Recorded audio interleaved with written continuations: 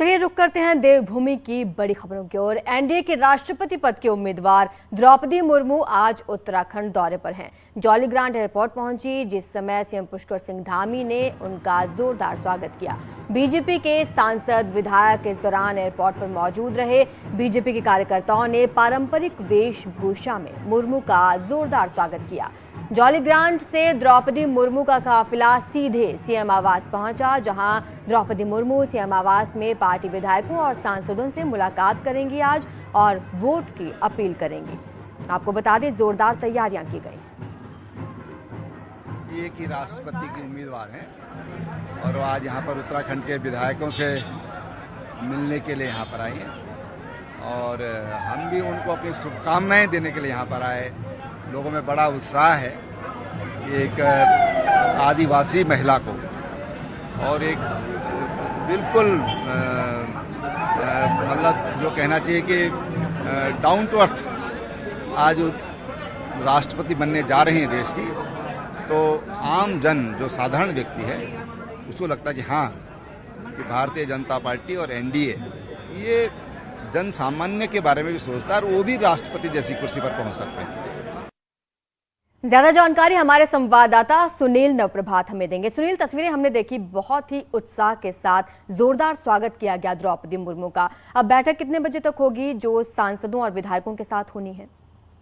देखिए, आज जो द्रौपदी मुर्मू को वहां से काफिले के साथ देहरादून लाया गया, वो देहरादून पहुंच चुकी हैं। अभी वो सीधे राज्य आंदोलनकारियों का जो शहीद स्थल है वहां पर पहुंचेंगी, उनको पुष्पांजलि अर्पित करेंगी और उसके बाद बीजापुर में जो स्टेट गेस्ट हाउस है वहां पर पहुंचेंगी। कुछ देर के रिफ्रेशमेंट के बाद वो वापस सीएम आवास आएंगी, जहां पर बीजेपी के जो विधायक हैं, सांसद हैं, उनके साथ उनकी मीटिंग का कार्यक्रम है। करीब 1 घंटे तक वो मीटिंग चलेगी। वो विधायकों से, सांसदों से अपने पक्ष में समर्थन की अपील करेंगी और उसके बाद उनकी वापसी का कार्यक्रम है। लेकिन जिस तरह से आपने देखा कि एयरपोर्ट पर जबरदस्त उत्साह बीजेपी के कार्यकर्ताओं में था, खासकर बीजेपी की जो जनजातीय क्षेत्र, जो जनजातीय जो विंग है, उसके कार्यकर्ता वहां पर पारंपरिक जो पोशाक है, खासकर आप जौनसार भाबर के देखेंगे जो जनजातीय क्षेत्र है, उसके कार्यकर्ता वहां पर मौजूद थे और उनका पारंपरिक वाद्य यंत्रों के साथ उनका जोरदार स्वागत किया गया। वहां पर भी खुद मुख्यमंत्री पुष्कर सिंह धामी ने उनको रिसीव किया। तमाम सांसद उनके साथ मौजूद थे, बीजेपी के विधायक और पदाधिकारी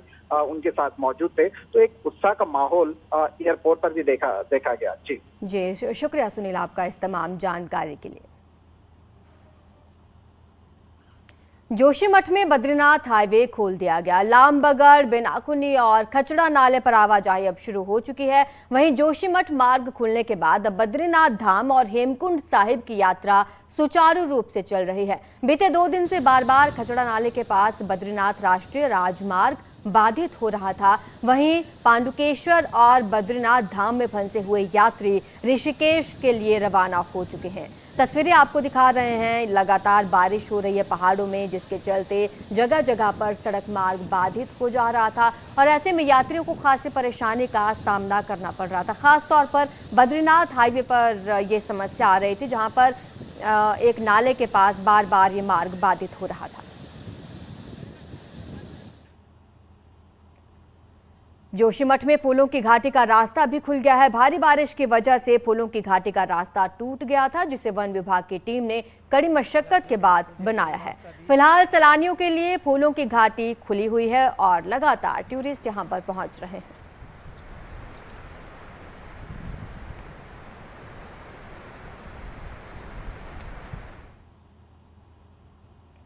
जोशीमठ के पास लामबगड़ नाला रविवार को उफान पर आ गया था, लेकिन उफान के बावजूद कई लोग अपनी जान जोखिम में डालकर गाड़ी पार करा रहे थे, जो हादसे का सबब बन सकता था। तस्वीरें आप देख सकते हैं किस तरह से यहाँ पर नाला उफान पर है, बावजूद इसके यहाँ से गाड़ियाँ गुजर रही हैं। जान हथेली पर रखकर ड्राइवर गाड़ियाँ निकाल रहे हैं। एक के बाद एक कई गाड़ियाँ इस नाले को पार कर रही हैं। इससे पहले भी एक घटना सामने आई थी, जब ऐसे ही उफनते नाले को पार करते समय पर्यटकों की गाड़ी फंस गई थी, जिसमें कई लोग सवार थे, जिनमें से 9 लोगों की जान चली गई थी। और ऐसे में कुछ ऐसी ही तस्वीरें एक बार फिर से सामने आई। उत्तरकाशी में यमुनोत्री मार्ग खुलने से यात्रियों ने अब राहत की सांस ली है। आपको बता दें, बड़े बड़े बोल्डर आने से मार्ग बंद हो गया था, जिसे कड़ी मशक्कत के बाद खोल दिया गया। राड़ी के पहले यमुनोत्री मार्ग बंद हो गया था, लेकिन अब इसे खोल दिया गया है। बोल्डर और पत्थर गिर रहे थे पहाड़ी से, जिसके चलते ये मार्ग बाधित हो रहा था और लोगों को भारी परेशानी का सामना करना पड़ रहा था। हालांकि अब मार्ग खोल दिया गया है, जिससे यात्रियों ने राहत की सांस ली है।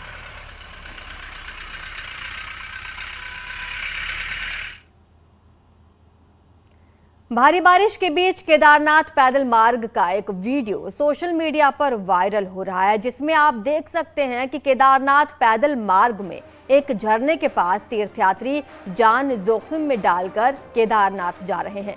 ये तस्वीर कहीं ना कहीं डरावनी है, क्योंकि इसमें जान जाने का भी जोखिम है, लेकिन यहाँ से गुजर रहे तीर्थयात्री इससे अनजान नजर आ रहे हैं। तस्वीरें आप देखिए, कितनी खौफनाक तस्वीरें हैं। यहाँ पर झरने के पास से यात्री गुजर रहे हैं। ये पैदल मार्ग है केदारनाथ धाम जाने के लिए और यात्री इसे क्रॉस कर जा रहे हैं।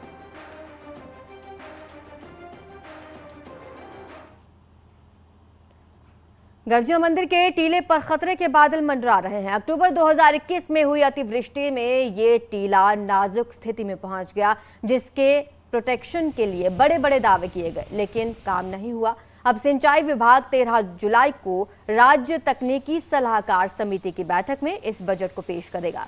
यहां से अनुमोदन होने के बाद ही मामला आगे बढ़ सकेगा।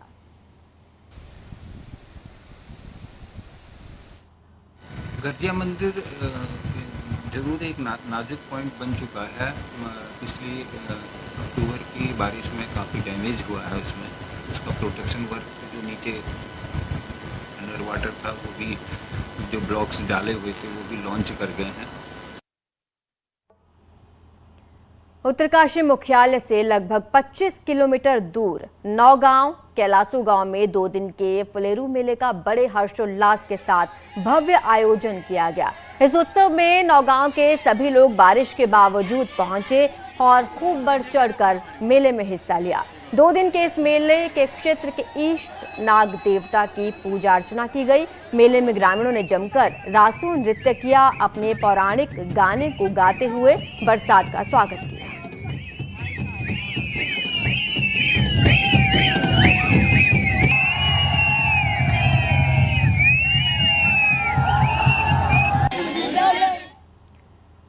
किच्चा के पूर्व विधायक राजेश शुक्ला कांग्रेस को झटका देने के चक्कर में खुद की किरकिरी करा बैठे। उन्होंने बिना बीजेपी संगठन को भरोसे में लिए कांग्रेस नेता धनीराम को बीजेपी की सदस्यता दिलाई, लेकिन उसको कुछ ही घंटों में जिलाध्यक्ष ने सदस्यता उनकी निरस्त कर दी, जिसके बाद किच्छा में घटा सियासी घटनाक्रम बेहद चर्चा में है। दरअसल कांग्रेस नेता और पूर्व सभासद धनीराम पर 2 दिन पहले मारपीट और लूट का केस दर्ज हुआ था और अगले ही दिन अचानक से धनीराम को पूर्व विधायक राजेश शुक्ला ने बीजेपी में शामिल करा दिया। इसके लिए मंडल और जिला संगठन से राय लेनी तक जरूरी नहीं समझी गई। इस पर मंडल अध्यक्ष ने नाराजगी जताई और धनीराम की सदस्यता खारिज करने की संस्तुति की। जिलाध्यक्ष ने सदस्यता निरस्त की।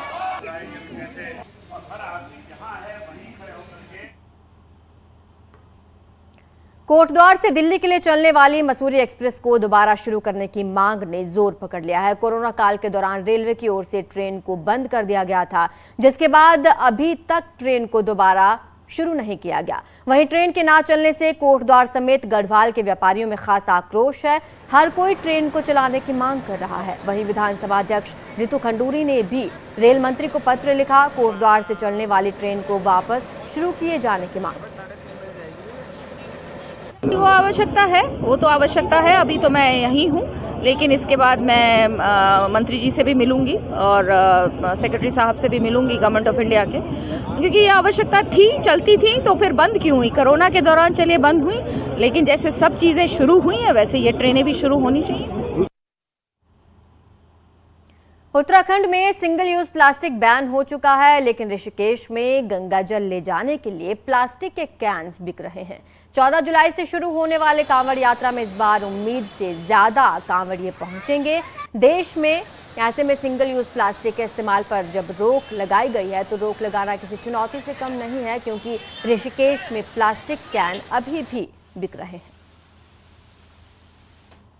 उत्तराखंड सहित देश में सिंगल यूज प्लास्टिक को बंद कर दिया गया है, लेकिन अभी भी ऋषिकेश के गंगा तटों पर बड़ी मात्रा में कैन वगैरह बिक रहे हैं, जिससे एक बार फिर गवर्नमेंट की नीति पर सवालिया निशान लग रहा है।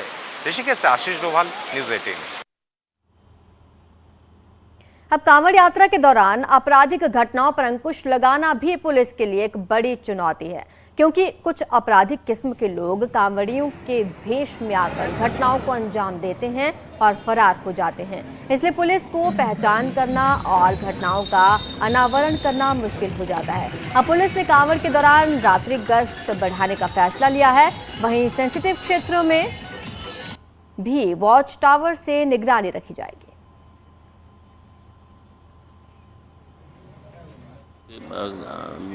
इतना बड़े वॉल्यूम में श्रद्धालु आते हैं, उनको सेग्रीगेट कर पाना बड़ा मुश्किल होता है। कुछ लोग इसमें अपराध की घटना भी करते हैं।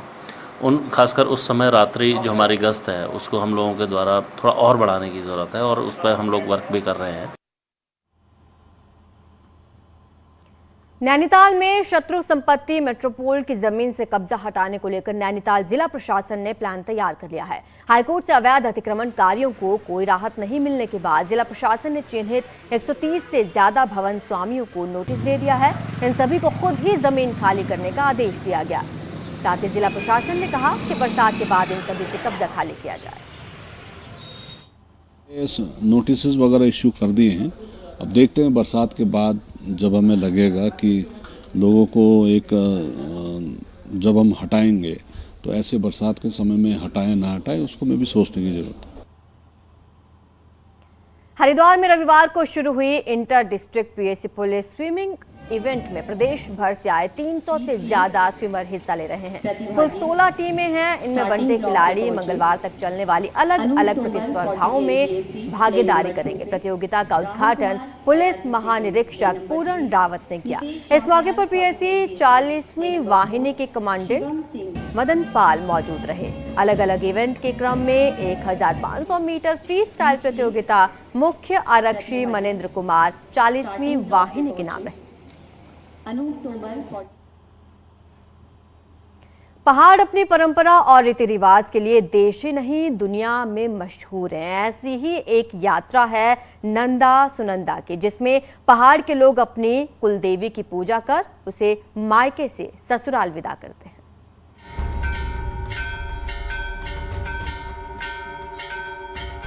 पहाड़ की कुलदेवी नंदा सुनंदा महोत्सव की तैयारियां शुरू हो गई हैं।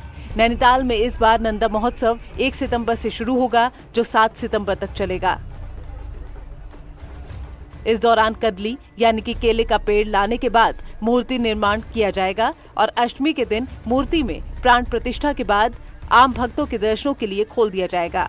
हफ्ते भर तक मां की आराधना करने के बाद 7 सितंबर को नगर भ्रमण कर डोले का विसर्जन किया जाएगा। तो इस वर्ष जो है निश्चित रूप से भीड़ भी बढ़ेगी। श्रद्धालुओं का भी जो है इसमें बहुत समावेश रहने वाला है और हमारे अपने जो हमारा कल्चर है हुक्माओं का उसको आगे बढ़ाने के लिए राम सेवक सभा हमेशा आगे रहती है। पहाड़ में नंदा को कुलदेवी के रूप में पूजा जाता है। मां नंदा को बेटी के रूप में विदा किया जाता है। हालांकि 2 साल बाद इस महोत्सव का इस बार भव्य आयोजन हो रहा है। इस बार तो 2 साल कोरोना के उससे मेला भी नहीं हुआ। माँ के दर्शन ऐसी दूर से करे, बड़े तड़प में थे हम लोग। अब इस बार माँ ने शांति कर दी है तो इस बार जरा अच्छी तरह डोला भी उठेगा। उत्साहपूर्वक हम लोग जाएंगे भी, दर्शन भी करेंगे, पूजा भी करेंगे। नंदा गढ़वाल के राजाओं के साथ कुमाऊं के कत्यूरी राजवंश की कुलदेवी हैं। यही कारण है कि मां को राजराजेश्वरी का दर्जा दिया गया है। इस दौरान समूचा उत्तराखंड मां की भक्ति में डूबा रहता है, तो हजारों लोग उत्साह के साथ नंदा की यात्रा में शामिल होते हैं। न्यूज़ 18 के लिए नैनीताल से वीरेंद्र बिष्ट की रिपोर्ट। छोटे से ब्रेक के लिए रुक रहे हैं, जल्द हाजिर होंगे।